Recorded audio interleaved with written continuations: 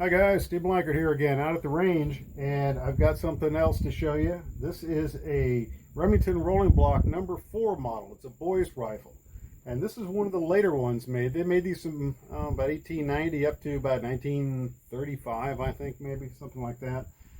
This is one of the later ones with a round barrel, and it's actually particularly nice shape. Still got color case hardening on the receiver. The bore is perfect.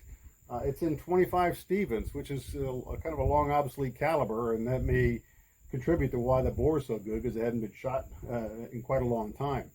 So I'm out here today. I've already done some shooting with it, and I've chronographed it, but I want to show you 3 different loads that I've been using for figuring out how best to shoot it. So let me just going to bring the camera over here, and hopefully you can see this. Okay, so I've got 3 cartridges here. This one here is made from a 22 Hornet case. I've swedged the case down. I had to use a lathe, turn a little bit off the base at the bottom, and then I drilled it out to take a 22 blank as a primer. And it works quite well. I think this is really the best option. All these are using 49 grain Hunter Supply bullets. They're actually made for air guns, but it's what I've got to use to try them out. Now these shoot, I think, the best. They're the most reliable. It's a bit of work to make the case, but it actually works quite well. Now these averaged 1,150 feet per second using 1.9 grains of Winchester 231 powder and a starter pistol blank as the primer. Now the next one I have, these were made from 17 WSM cases, and so they're rimfire, but they're heavy. The brass is heavy on them, and I have a hard time getting them to hit. The firing pin only puts a really light dent in them, so sometimes they don't go off. So it's probably, maybe on a heavier rifle with a stronger firing pin spring, a heavier firing pin, it might work better. I have shot some of these, again, with a 49 grain bullet. I've got 5.8 grains of APP 3F black powder substitute in them, and that averaged about 807 feet per second, so it's a bit lighter load. But again, I had some trouble getting them to go off. And then lastly, I was breech seating. So what I did here is I take that same little bullet, that 49 grain bullet, and I'm using a brown power tool load. This is a 27 caliber power tool blank. You can buy them at Lowe's or Home Depot or most any place. The brown ones are harder to find. I think I actually ordered these online. They're the number 2. They're the next to the lightest ones. And the lightest one is a gray color, and I have not been able to find those at all. So I'm shooting these, and I've got to breech seat the bullet each time. And I've had a couple of these having trouble with these going off too, again, because they're so thick.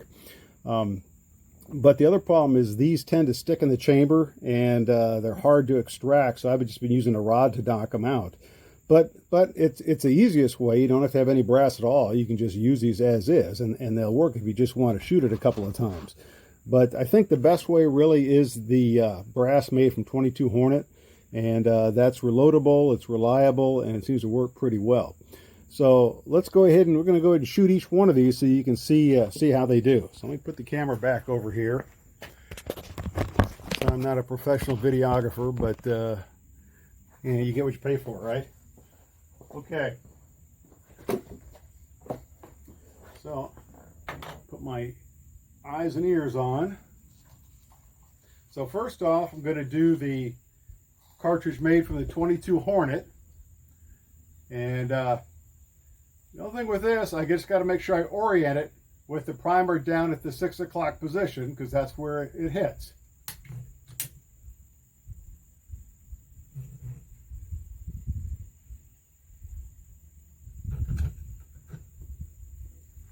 All right, here we go. Okay, that works really well. No blowback. It's easy to extract. Works pretty well. Now the one made from the 17 WSM, I cut these off just above the shoulder. I've tried expanding the shoulder, and they're really hard to expand. Even trying to anneal them and not getting the primer compound wet is a challenge. So these are ones I just cut off at the beginning of the shoulder. So they're a little shorter than standard Stevens cartridge, but I wanted to try them out. Now again, I've had some trouble with these going off, so I might have to hit it a couple of times. The other problem I've had is because the brass is so heavy, I get a bit of blowback from these too. So let's see. Well, that went off, but I definitely got some blowback on it. And it's not rupturing, it's just because the case mouth isn't sealing. Okay, and lastly, we're going to go ahead and breech seat this bullet. So I'm just going to set this in here. And just with a very simple, crude breech seat, I'm just going to press it up till it starts to engage the rifling. Okay. Now with these really short blanks, do need to be careful that it doesn't slip past the extractor, because it's so short that it's easy to do.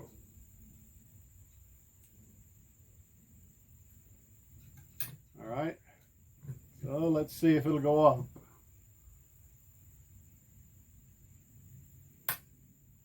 No.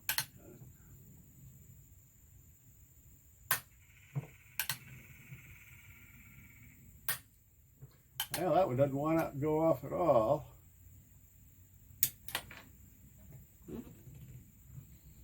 Let's reposition it.